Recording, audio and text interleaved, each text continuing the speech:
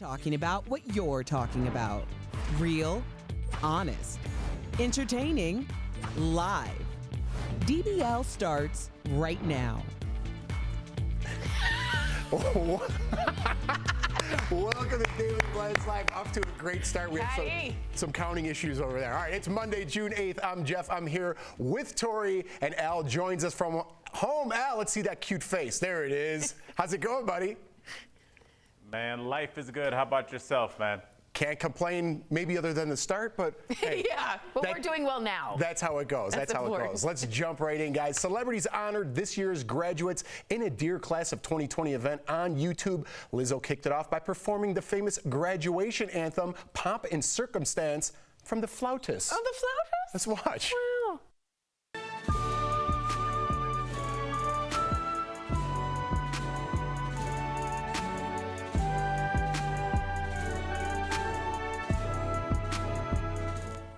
I like it. And the Obamas recorded a message to students graduating amid a pandemic and protests. They stressed the importance of getting an education, with the former president calling it one of the best investments anyone can make. And T. Swift, your girl Tori, talked about missing her own graduation because she was on the road.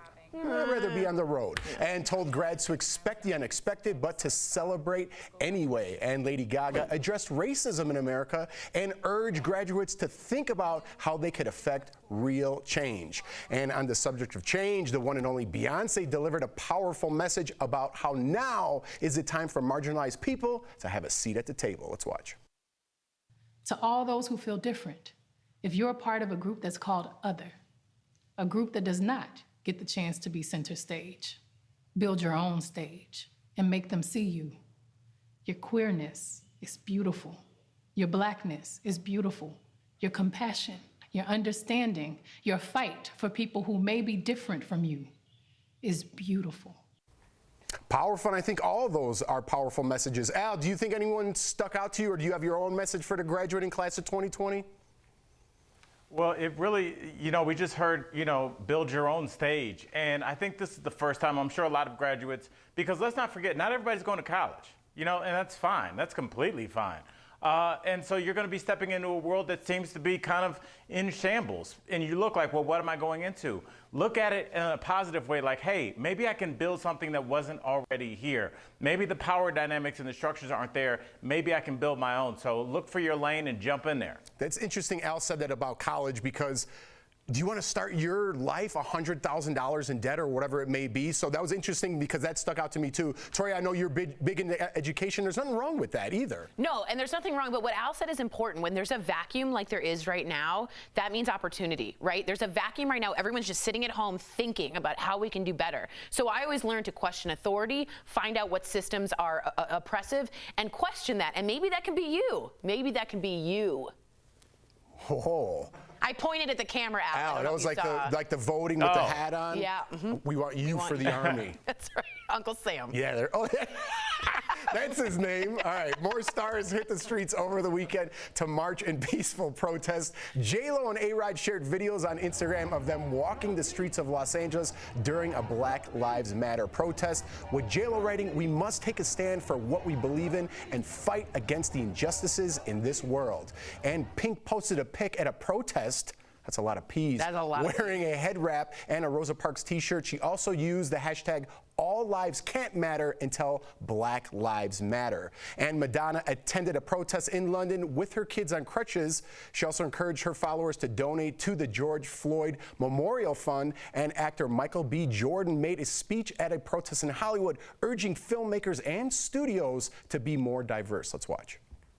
It's time that studios and agencies, all the agencies, all these buildings that we're standing in front of, I wish you could do the same.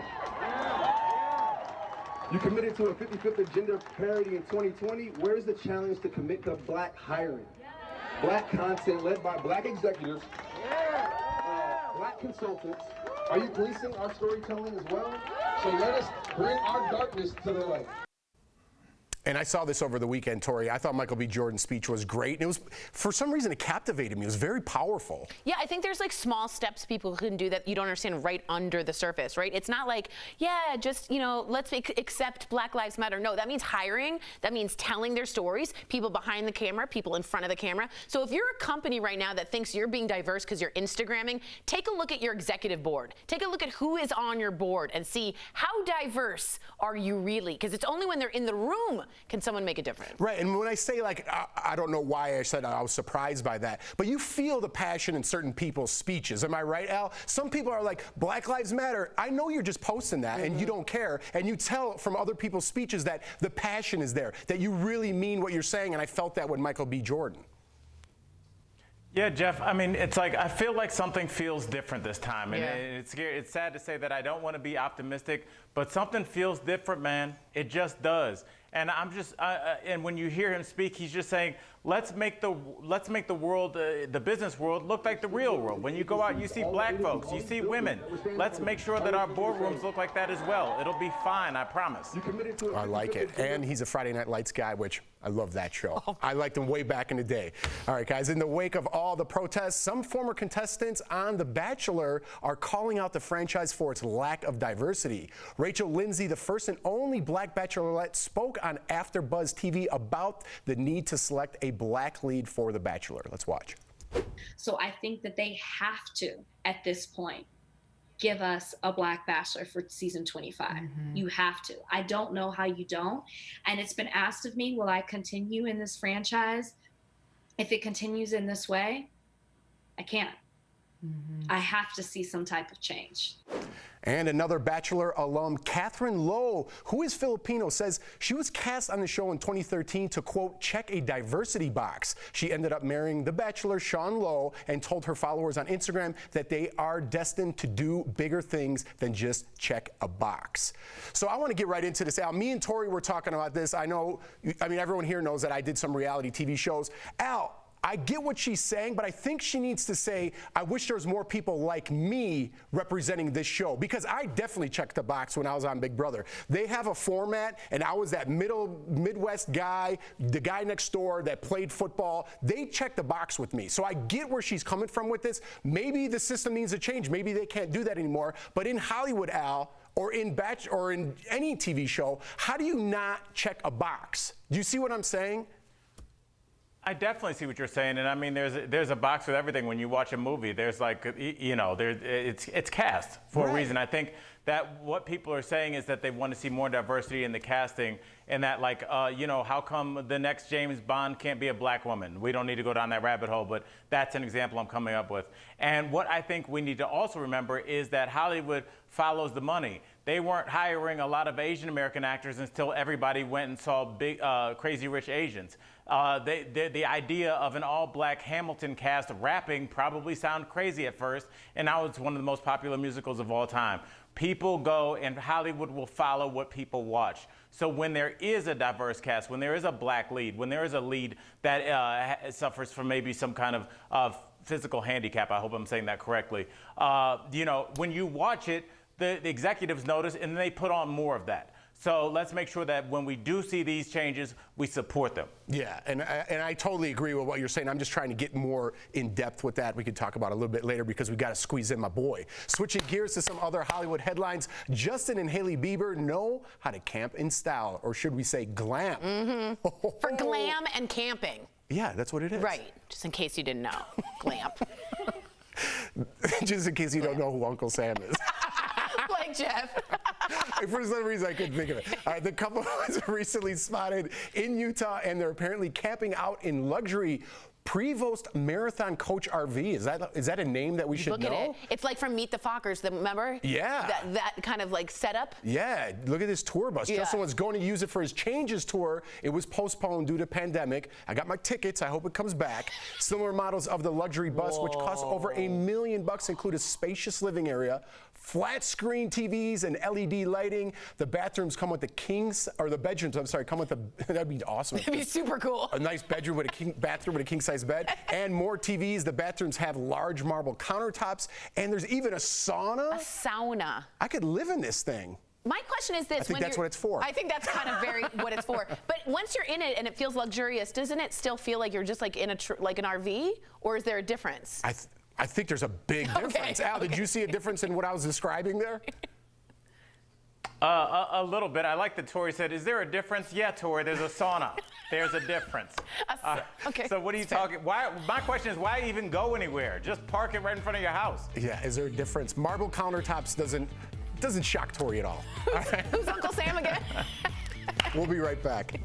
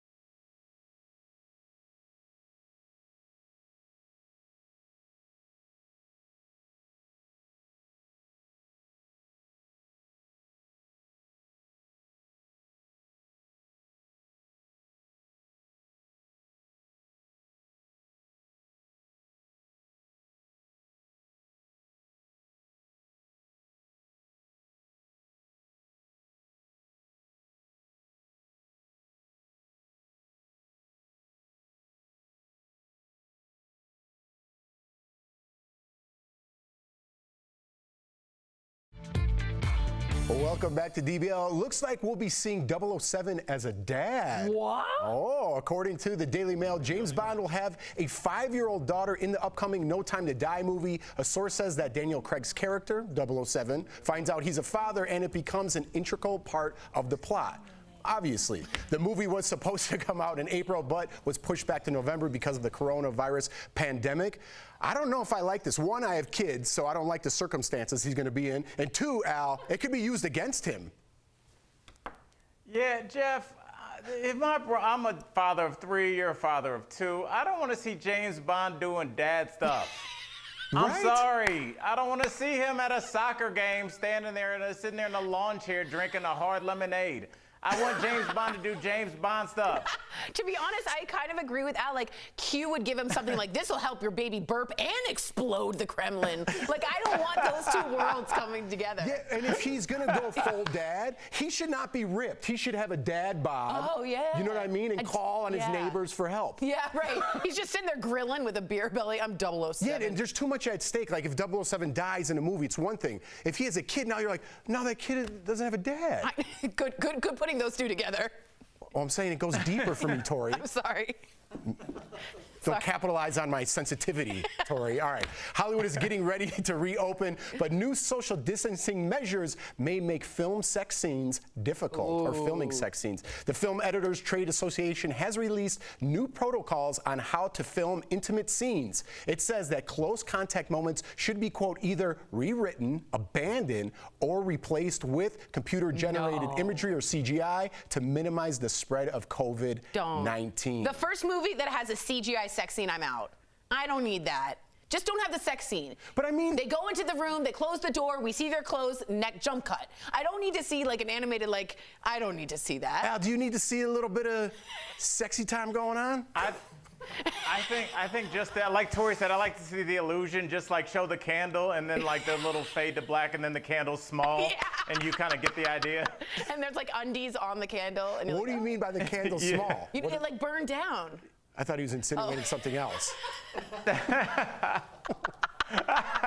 right, we're going to blow this candle out right now. Coming up on DBL. Jeff, the size of the candle doesn't matter. It's the light it gives. You guys both had that on your mind. I was trying to get out of there, but I like that last one. Al is going behind the scenes of 90 Day Fiance the other way with the franchise's first same-sex male couple. Did true love survive the pandemic? Ooh, Al's favorite show. Find out next. If you are new to Medic,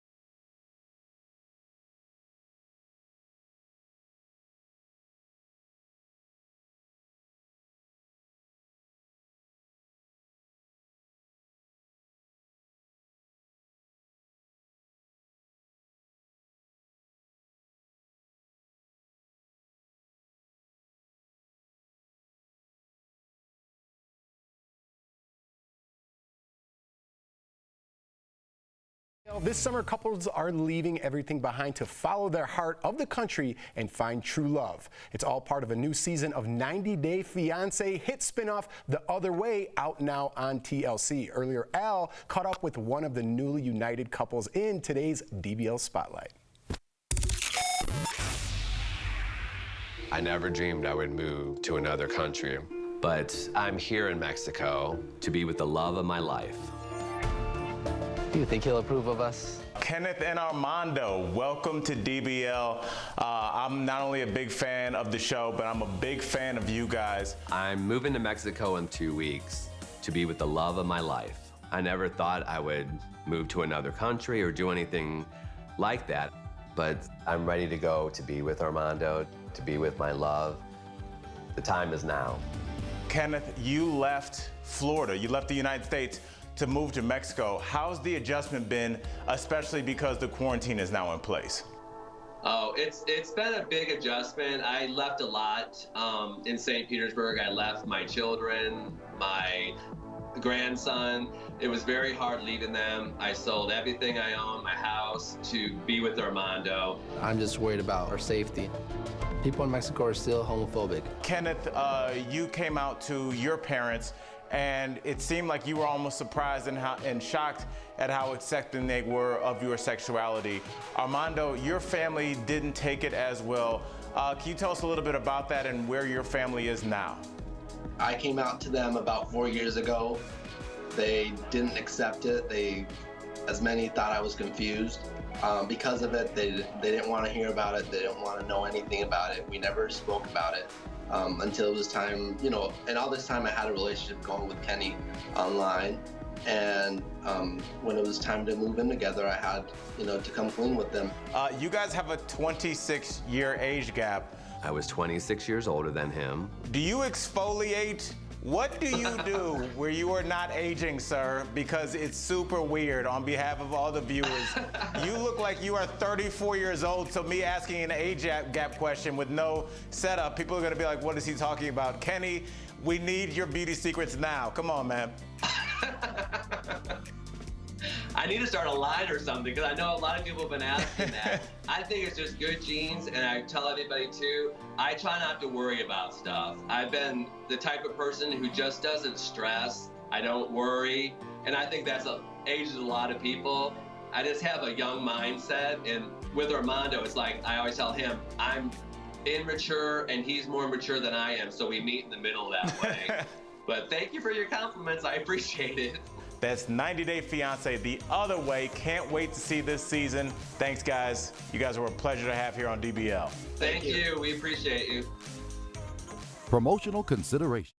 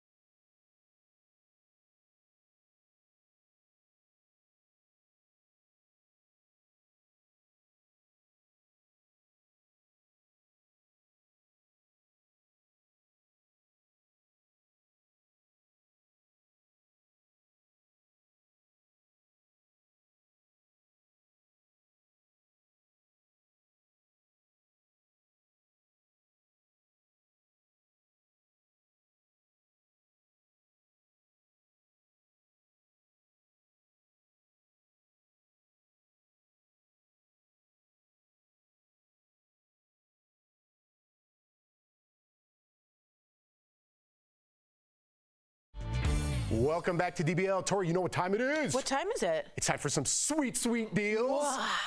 Get excited. Earlier, Stephanie showed us some great products and even better prices. Here's today's DBL Deal Blast presented by MorningSave.com. Steph, what do you have for us today? First up is this thermos 24-ounce hydration bottle with connected smart lid. Whoa. The smart lid calculates how much water you should be intaking, and that means you can monitor it on your smartphone, which is literally genius. Normally, these are $60, which I think is really reasonable, but right now it's $19, which means you're saving 68%. Now, if you're like me, Tori, and you want music everywhere you go, this is perfect. It's the Hypergear Mini Boom portable Bluetooth speaker. It's compact, it's wireless. Right now, it's $10. It used to be $50, which means you're saving 80%. Can you believe it? Now, you can zone out and tune into your favorite program with these Zone Wireless TV headphones for your own private listening. So, you're not disturbing anyone, they're wireless, they can work up to 100 feet away from your television, and the best part is you can pair multiple different headphones to one TV. Normally, these are $60, right now they're only $25, which means you're saving 58%. I've got the 2-pack iWalk faux leather 7.5 to 10 watt quick charge wireless chargers. So this is perfect because you can just pop your phone on these wherever it is in the house. You know, it just means that you've got a lot more accessibility and your phone's not plugged in, so you can just like take your phone off at any moment. There's no wires, there's no cords. That's awesome. Normally they're $84. Right now they're only $20, which means you're saving 76%. Head on over to morningsave.com to snag these amazing deals at the lowest prices. You can even visit morningsave.com on your smartphone.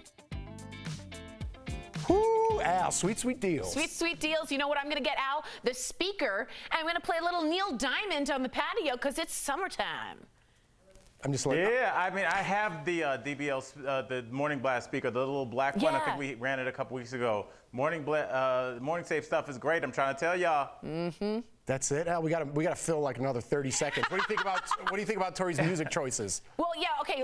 Everyone say their favorite summer music right now. What they're listening to. What are you listening to, Jeff? I got a lot of Mraz going on. Throwback. Dave Matthews. Dave Matthews is what we're in. We're so white. We're the whitest people ever. Sorry, Al. What do you got going on?